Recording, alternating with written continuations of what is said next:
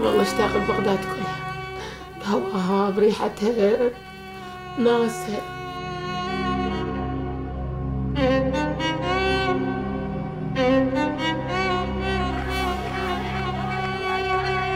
طلع صدام وعلى اساس يعطينا الحريه ويعطينا بلد امين ويعطينا نرتاح ببيوتنا ونعيش يعني فري. شلون هو هسه بلد صلوات كل من عايش بحاله حر، احنا ما عشنا حر.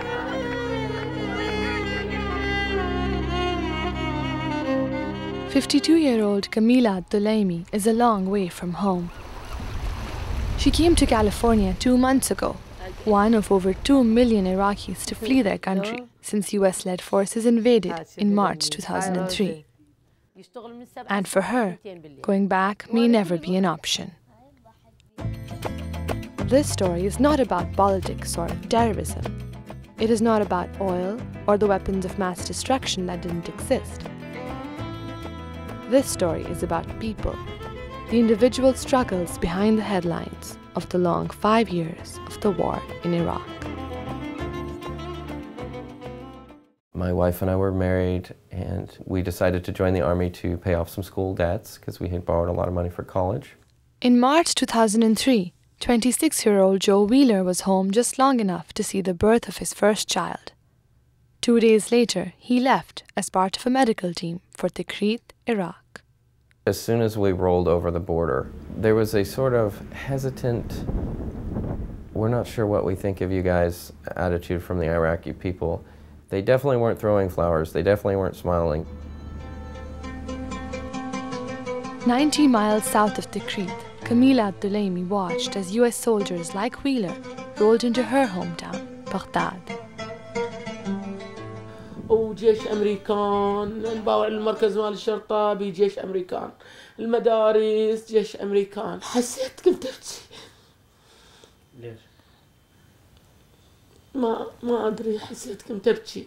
وأولادي فرحة ويحجون وياهم، وكانوا أول ما طبوا زينين ويطون للجهال شكليت ويطون يعني راديونات ويطون يحجون ويانا. وكانت بنتي دكتورة تعرف تحكي وياهم أجنب ويجون يحكون ويانا، بس يعني انقهرنا وضجنا. وبعدين على شنو القهر وضجك يعني؟ الوطن عزيز. 3 weeks into the invasion, Baghdad fell to US forces. Kamila says that then life almost returned to normal. بدايتها كنا زين، يعني الأولاد يطلعون يشتغلون بسيارة عندهم صغيرة ويروحون للمدرسة، وأنا كان عندي محل أشتغل وعايشين. هو تحرير بس احنا كنا يعني على وضعنا ذاك هسه أحسن تحرير. Liberation came at a price. The end of Saddam's 30-year dictatorship left a vacuum of power that US forces had not prepared for. As Iraq slipped into anarchy, the administration realized that there simply weren't enough troops. In April 2004, soldiers already serving in Iraq found their tours extended by 3 months. Ken Ballard, a native of Mountain View, California, was one of them. Ken joined the Army because it was something that he wanted to do from the time he was really little. You know, as a mom, and because I raised him on my own since he was 10 months old, I just always wanted him to be happy. And if serving his country by being a soldier made him happy, you know, I always told him, be the best that you can be, whatever it is. If you want to be a garbage man, be a good one. Ken was Karen Meredith's only child. He was just so full of life, and I even look at all the pictures from Iraq and he generally has a smile on his face. Life was an adventure for him. Ken spent a year in Iraq as tank commander of his battalion. By April 2004, he had packed his bags and was ready to return. He was all excited about coming home and being, you know, having the food that he had missed for the whole year because he never was able to come home on leave. On the 30th of May, 6 weeks after his extension order, Ken Ballard was killed. He was 26 years old. Ken was my only child, and I raised him on my own. My future died when he did.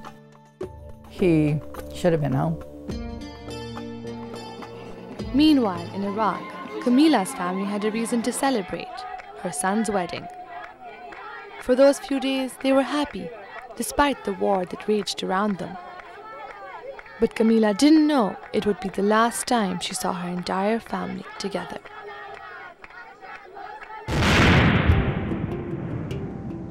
In February 2006, an explosion at a sacred Shiite mosque in Samarra sparked the bloodiest wave of sectarian violence in Iraq's history.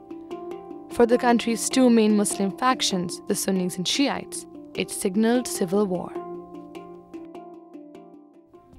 Camila, a Shiite herself, was married to a Sunni.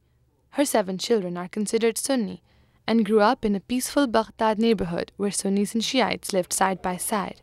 But after the bombing, يعني صارت يذبحون يطلع انت هذا السن يكتبون كتاب يذبون ببيتك يعني لا ما طلعت يطبون لك للبيت. واحد ولد ودى زوجته بالمستشفى مال الشعلة تطلق وهو سني من منطقتنا يعني هم سني ومسجل اسم زوجته عرفوه انه هذا سني طلعوا وراه من اكو بالمستشفى يعني هم جيش الملك بالمستشفى يفترون بين مكان يقولون هذا سني هذا شيعي لحقوه تو بعد ما وصل اهله لحقوه بسياره او بالبيضه قتلوه هو بسيارته قتلوه اول ما يريد يدوف يوصل الغزاليه لحقوه قتلوه. Months later, after Camila's own sons were threatened, the family was forced to leave their home and fled to Syria. Joe Wheeler was glad to leave Iraq, but coming home after 8 months, he found the life he'd left behind was gone.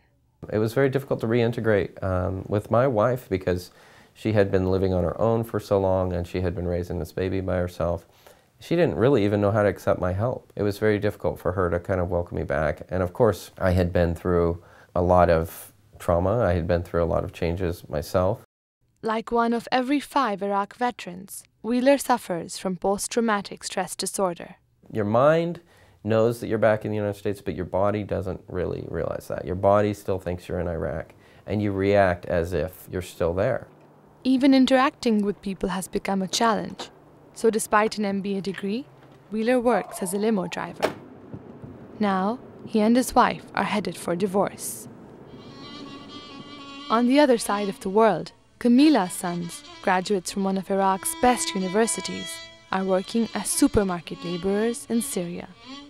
جيت أنا بنتي سوت لي إقامة طلب يعني وطلبتني وجيت لأن شفت ولدي بعد ضاع مصيرهم مستقبلهم كله ضاع بيت طلعنا منه ما عندهم مستقبل كلية راح.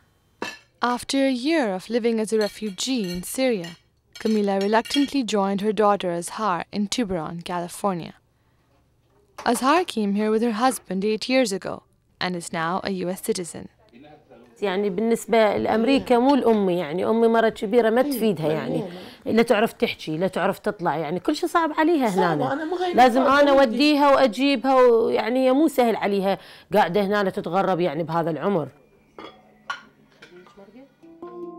As each day in Iraq becomes the deadliest day and the human cost of the war climbs higher and higher, many people wonder, when will this end? And while most Americans go about their lives and see this war as just another headline in the news, there are some who cannot walk away from it.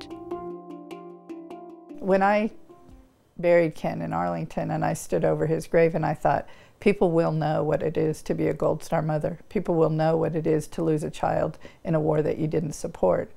And that's my job, is to let people know that this isn't something that anybody, I would not wish this on anybody.